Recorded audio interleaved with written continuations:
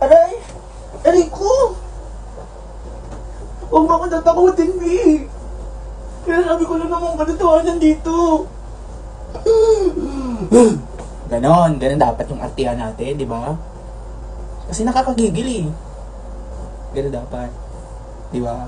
Pwede na? Kaya mga DDS, unahan lang natin ha. Yung si lola mo, si Sara Duterte, B, hindi daw yung crimes against humanity yung ikinasa sa kanila kasi kulang-kulang daw yung ebidensya. 30,000 daw dapat pangalanan, di isa-isa. O di ba? So ang batas pala para sa DDS lang.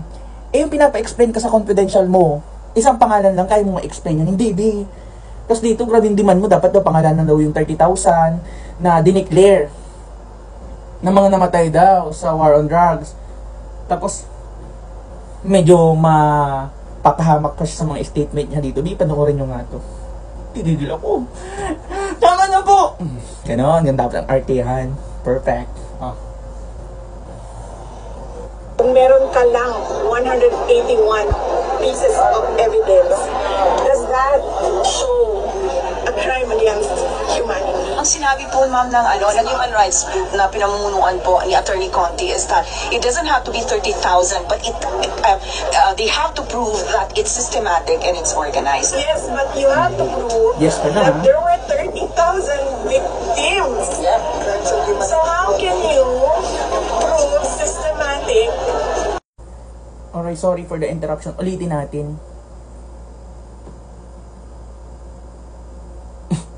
Yun makaano kayo kay BBM diba?